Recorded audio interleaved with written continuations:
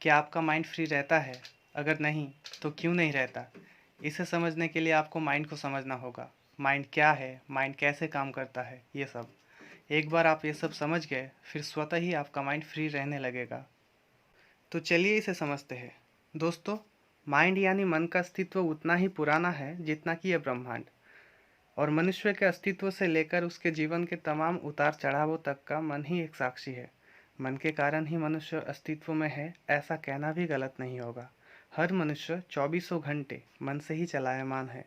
उसके जीवन के तमाम उतार चढ़ाव, उसकी तमाम सफलता असफलता या उसके सारे सुख दुखों का मन ही सबसे महत्वपूर्ण और मूलभूत कारण है। हमारा दिमाग एक मशीन की तरह है जो लगातार विचार उत्पन्न कर रहा है। विचार ऊर्जा के छोटे छोटे तरंग हैं जो हम पर प्रभाव डालते हैं। सबसे पहले ये हमारे स्वरूप को प्रभावित करते हैं। कैसे? मान लीजिए आपने किसी को देखा जो आज बहुत दुखी है, मतलब उस व्यक्ति के विचारों ने आज उदासी का रूप ले लिया है। फिर आप किसी और को देखा जो आज बहुत खुश है और जिनके पैर ज़मीन पर पड़ ही नहीं रहे, मतलब उस व्यक्ति के विचारों ने खुशी का रूप लिया है। तो इन विचारों पर हमारा नियंत्रण नहीं है। चलिए 1970 के दशक के पुराने दिनों के टेलीविज़न सेट से समझते हैं। जब टेलीविज़न भारत में आया ही था, हमारे पास ये बहुत ही बेसिक प्रकार के सेट्स थे, जहाँ एक चैनल आता था, फिर चला जाता था, फिर कोई और चैनल आता था और चला जाता था। कभी कभी तो चैनल बिना रुके आता जाता रहता था। उसी तरह हमारा माइंड है। आप कुछ सोचते हैं और कोई दूसरा विचार आ जाता, फिर कोई तीसरा विचार और फिर से वापस पहला विचार। माइंड के अंदर ऐसा क्यों होता है? अगर कोई गाड़ी नियंत्रण से बाहर हो जाए, ये कभी यहाँ जाता है कभी वहाँ फिर वापस, आप कहेंगे कि दो संभावनाएं हैं, या तो गाड़ी खराब है या इसे चलाने वाला। इसी तरह अगर हमारे विचारों को ठीक से प्रसारित नहीं किया जाता तो दो में से एक संभावना है, या तो माइंड खराब है या माइंड को चलाने वाला। और नहीं तो दोनों ही ठीक है, हम इसे ठीक से नियंत्रित नहीं कर रहे हैं। सबसे बड़ी समस्या ये है कि हमने माइंड का प्रबंधन करना नहीं सीखा। ये एक सच्चाई है कि मनुष्य का न्यूरोलॉजिकल सिस्टम अन्य किसी पशु पक्षी पतंग या प्राणी से बहुत ज़्यादा विकसित है। और हमारे पास एक मनोवैज्ञानिक ढांचा भी है। आपने जन्म से लेकर आज तक जो भी इंफॉर्मेशन संग्रहित की है, आपका थॉट और इमोशन उसके ऊपर आधारित होकर ही चलती है। आपने आज तक जो भी इंफॉर्मेशन संग्रहित की है, ये सही है या गलत, इससे कोई फ़र्क नहीं पड़ता। लेकिन इससे आपके थॉट और इमोशन का स्वभाव तय होता है। आपका मनोवैज्ञानिक ढांचा पूरी तरह से आपका नाटक है। वास्तविकता के साथ इसका कोई लेना देना नहीं। इस दुनिया में 800 करोड़ लोग हैं और हर किसी का अलग अलग मनोवैज्ञानिक ढांचा है और हर कोई अपने अपने मनोवैज्ञानिक प्रक्रिया में जीते हैं।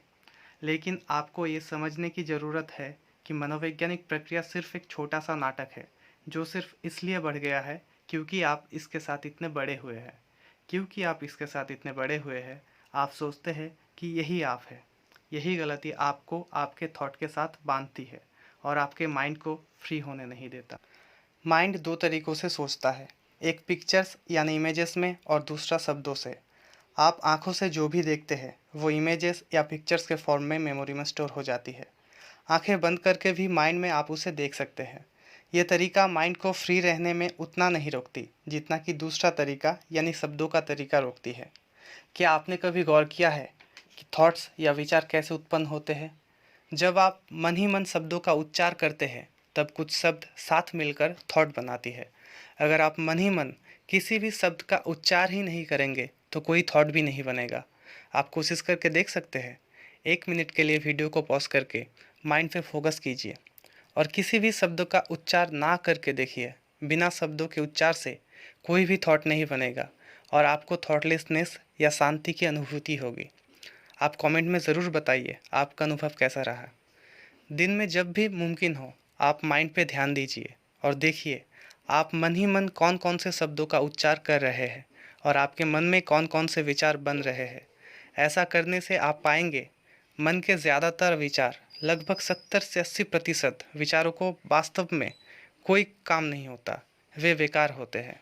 और जो विचार काम के हैं सिर्फ उन्हीं विचारों को आप अपने मन में रखिए।